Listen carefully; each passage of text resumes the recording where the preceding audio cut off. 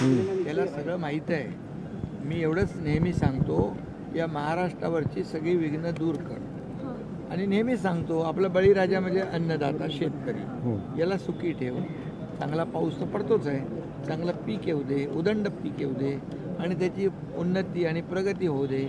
आणि लाडक्या बहिणी पण आमच्या सगळ्या, लाडके भाऊ, लाडके ज्येष्ठ आणि महाराष्ट्रातल्या तमाम जनतेला समाधान, आनंद त्यांच्या जीवनामध्ये चांगले दिवस येऊ दे, हे बाप्पाला सांगितलं. आणि जे कोणी दुःखी असतील त्यांनाही सुखी कर. साहेब असं आहे की राज ठाकरेंकडून तुम्हाला नेहमी आमंत्रण असतं, मग गणपती असेल किंवा स्नेहभोजन असेल, तुम्ही यंदा काही त्यांना बोलवलं आहात का? स्नेहभोजनासाठी तुम्ही काही आमंत्रण दिलं आहात? आगामी काळात महानगरपालिकेच्या निवडणुका आहेत, तर हे बंध आहेत तुमचे, ते काही वेगळ्या राजकीय मधूनच अशा वेढीसतील का? काही राजकीय अर्थ काढू नका. आणि बघा, सगळं सांगायचं असतं का तुम्हाला?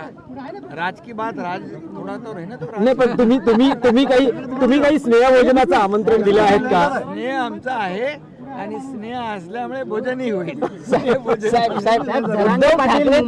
उद्धव ठाकरे तब्बल 22 वर्षानंतर आले, या भेटीकडे कसं बघायचं राजकीय दृष्ट्या? बघा, मी सांगितलं ना, आम्ही तर येतच होतो. तुम्ही रेग्युलर आता काही लोक नवीन यायला लागले, चांगलं आहे. गणपती बाप्पांनी सगळ्यांना सुबुद्धी देऊ दे. नाही पण साहेब, आणि काय बाकी काय भेटीकडे काय बघायचं साहेब, पण त्यांच्या भेटीगाठी अलीकडे वाढता आहेत. तिसरी वेळ आहे की ज्यात ते आले. चांगलं आहे ना, चांगलं आहे, चांगलं आहे साहेब. पण अदखल पात्र लोक दखल घ्यायला लागले, चांगली गोष्ट आहे. साहेब, याच्या मागे काही हेतू पुरस्कृत हेतू वाटतोय तुम्हाला? साहेब, कशामध्ये? या अरे बाबा, ऐका, कुठलंही कुटुंबीय परिवार एकत्र येत असेल तर चांगली गोष्ट आहे. त्याचा आनंद सगळ्यांना व्हायला पाहिजे. आणि त्यामुळे आम्ही सगळ्यांना शुभेच्छा देतो. शुभेच्छा देतो. पण फडणवीस असं म्हणाले की दोन्ही भावांना सुबुद्धी दिलेली आहे आणि ती सुबुद्धी कायम राहोते, एकत्र कायम राहोत. बंध कायम राहो. नाही, मी तेच म्हणालो, गणपती बाप्पाने सगळ्यांना सुबुद्धी द्यावी, सद्बुद्धी द्यावी आणि त्याच्यातच सगळ्यांचं कल्याण आहे. ओके. आणि बस. आणि एक हिंदी साहब, हिंदी में जानना चाहेंगे। राज ठाकरे के घर पे आए, राज ठाकरे के घर पे आए, यहाँ पर मिलने आए थे, लेकिन आप राज ठाकरे जी के गणपति उत्सव में हम लोग कई सालों से यहाँ आ रहे हैं। Okay okay. वैसे आज भी आए हैं दर्शन लेने के लिए। और हमारे जो संबंध है एक दूसरे के घर जाना आना, और उसके वैसे गणपति में आए हुए हैं हम लोग तो बराबर आ रहे हैं, लेकिन कुछ लोग पहली बार दिखाई दे रहे हैं।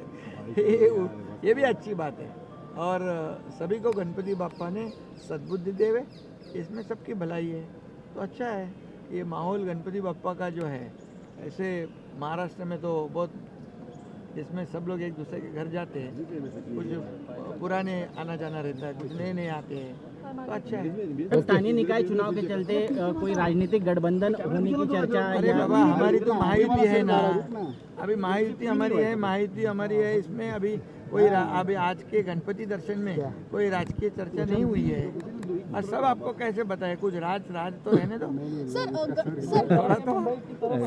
गणेशोत्सवानिमित्त नवीन श्री गणेश होतोय कुठला नातेसंबंध किंवा समीकरणाचा? बघा, मी तुम्हाला सांगतो की कुटुंबीय आणि परिवार कुठलाही एकत्र येत असेल तर चांगली बाब आहे.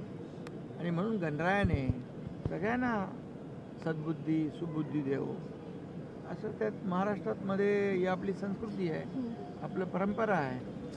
धन्यवाद. मगाशी तुम्ही बोलला साहेब, मगाशी बोलताना बोललात की ये राज की बात है, तर ही राज की बात काय आहे नेमकी? अरे बाबा, राजसाहेबांकडे आलो ना मी, असं काय करता? चल, thank you sir, thank you.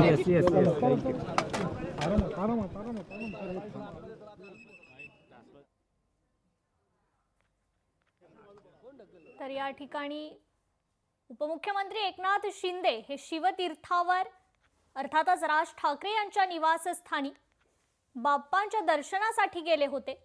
Raj Thackeray यांच्याकडे 1.5 दिवसाचा बाप्पा विराजमान होत असतो आणि त्यांच्या दर्शनासाठी उपमुख्यमंत्री एकनाथ शिंदे शिवतीर्थावर दर्शनासाठी गेले होते. तर शिवतीर्थावर सध्या मंगलमय वातावरण पाहायला मिळते.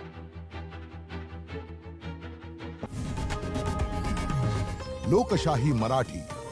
ऐका, पहा, जागरूक रहा.